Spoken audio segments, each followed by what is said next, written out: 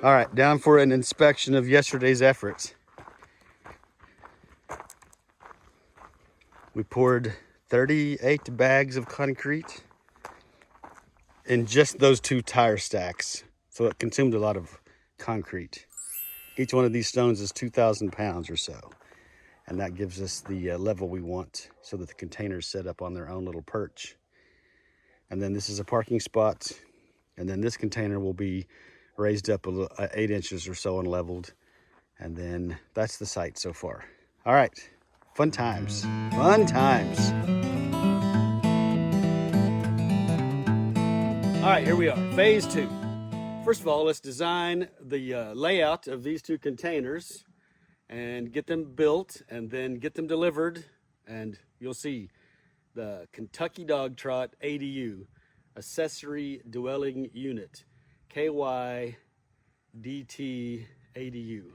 That's the acronym for today. All right, let's go. All right, let's use the Googles. Dogtrot.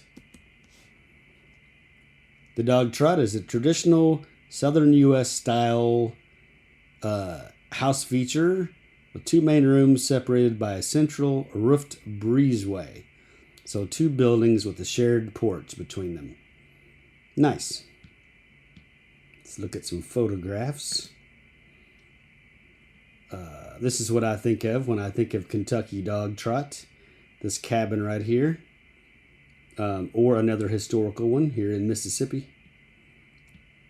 We're going to go towards more of the modern shape where you have modern implementation. In fact, we're using 2 shipping containers. So let's get on with the layout and design. All right, for the 1 container, the kitchen container, we're going to build traditional cabinets with a dishwasher, a slot for a refrigerator, a dinette, and a small induction cooktop. Then there'll be room for a TV and shelves and storage. And then for this container, it's going to be a little bit more complicated. I'm going to weld a bump out on the side of the container that is pretty much the entire length of the container, about 30 or 36 inches wider than the normal 8-foot container. That will give plenty of room for the bed to exist without having to climb over it. And also a full-size bathtub, full-size laundry area with a stacked washer and dryer, hot water heater, and plenty of space.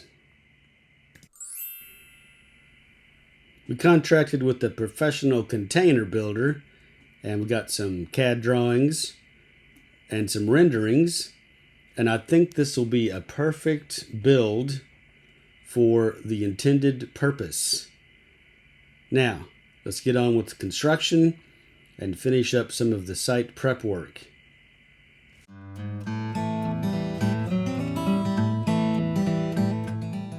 Let's start with the tour of the Kitchen Commander. First step is to get the spray foam installed around the 2x4 construction.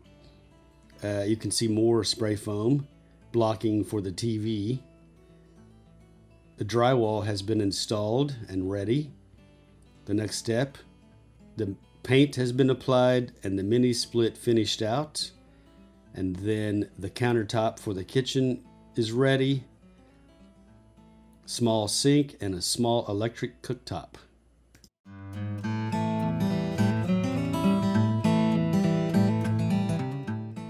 The bedroom commander is going to be a little bit more complicated, but the bump out is being finished with the wood structure.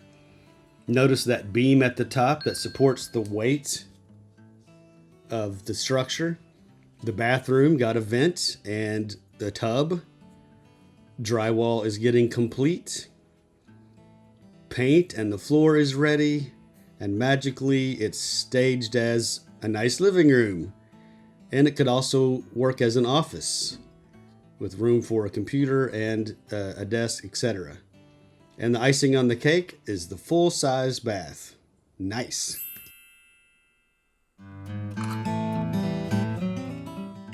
Boy, the old saying, if it fits, it ships. That overhang barely fit through the gate.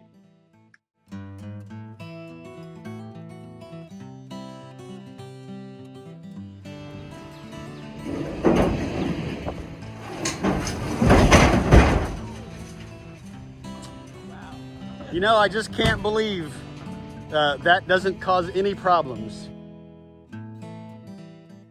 Except when it does. Danged newbies.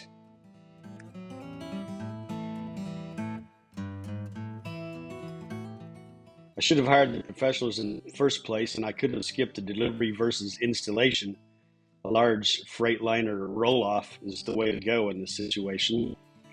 These containers were placed on their sites far faster than the other guys trying to deliver them onto the ground. So, you live and you learn.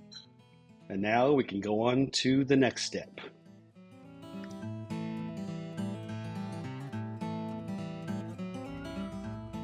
Okay, the little residence is coming together. 6, 7, and 8.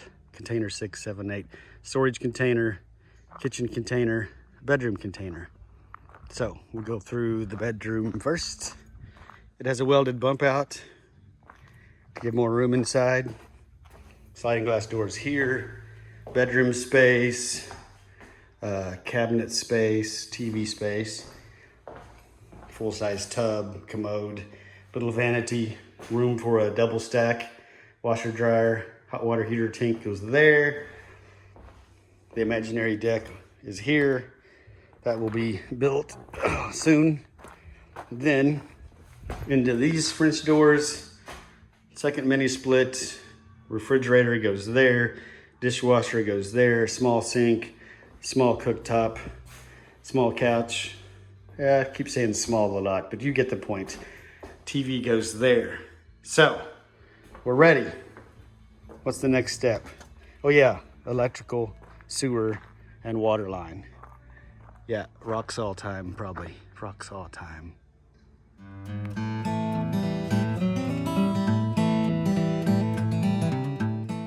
Well, you know me. Instead of renting a rock saw, I just used a little Kubota and its tiny backhoe and made a big mess along the route, digging up the rocks and what soil is there. Some rocks are huge. I'll reuse those later. So we get about 120 feet of pipe for the water line. I added a 240 volt circuit going to the road, the driveway, and we had to cross the driveway coming up the hill, so I used concrete to cover the pipes so I could drive over it immediately. Same for the electric line. Trench about 300 feet from the grid location through the woods to get to the ADU. Then put in a 2-inch pipe, and we also added a water line extension and another electrical conduit going to a future location. I don't think I have enough sand to fill in all this trench, so we'll have to get some more sand. Next, we add the electrical panel to the back that's coming from the grid. I also had to rewire the sub panels on the containers because neutral and ground were connected together. Got rid of this weird fuse box using old glass fuses. And now we're ready for powering up the containers. So we have 3 containers and some extra circuits available.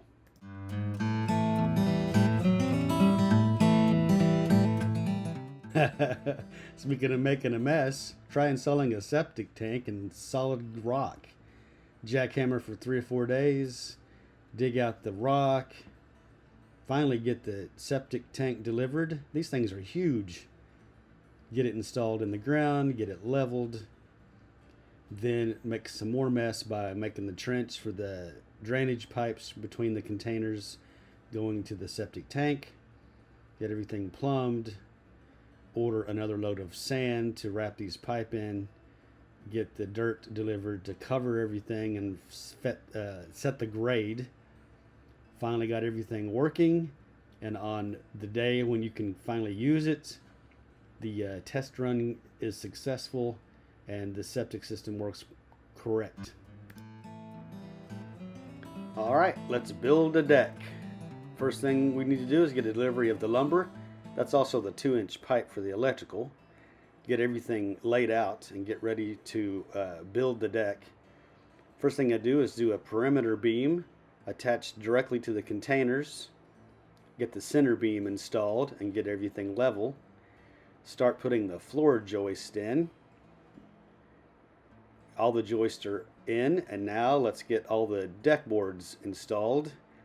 And always, whenever you have a chance, stop and smell the roses, the yellow rose of Texas.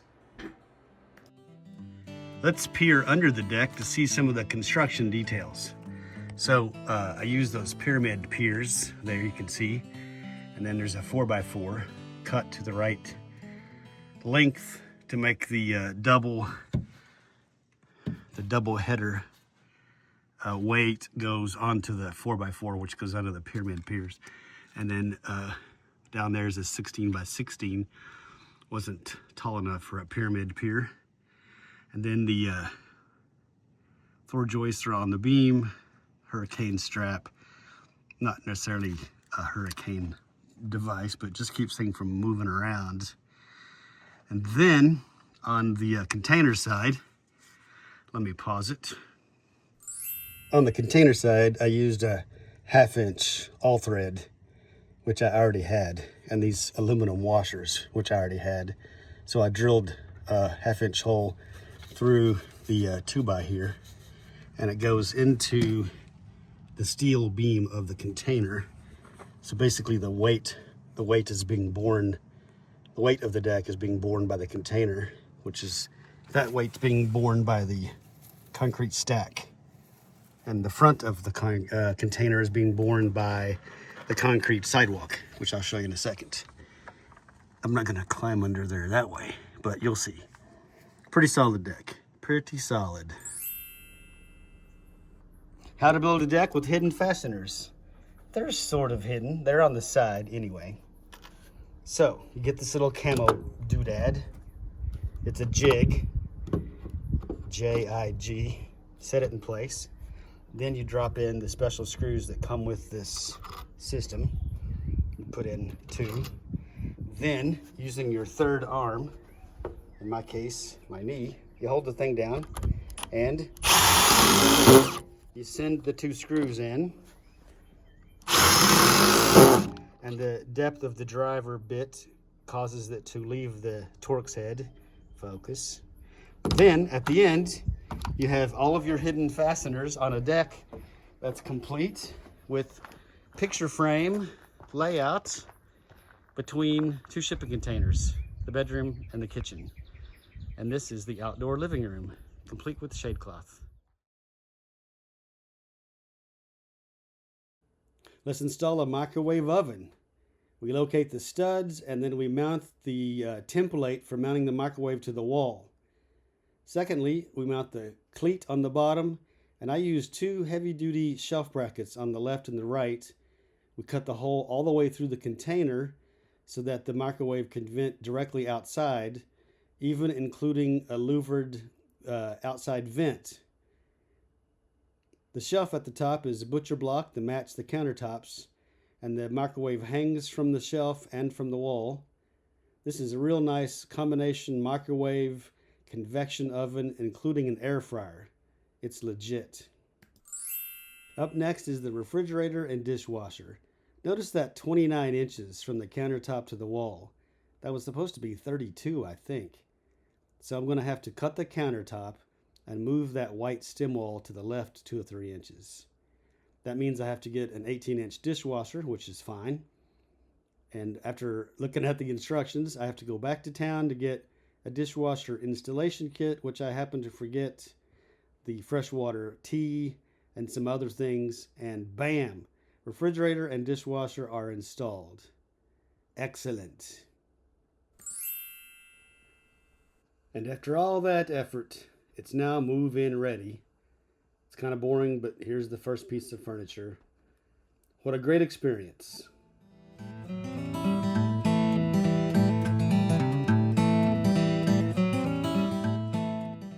Now I know this shade cloth is real nice and it does make for a good outside living room. In the future, I would like to build a metal roof that covers both the containers and the deck between them. So stay tuned for that. Thanks for watching. I really appreciate it. Like and subscribe and all that YouTubey stuff.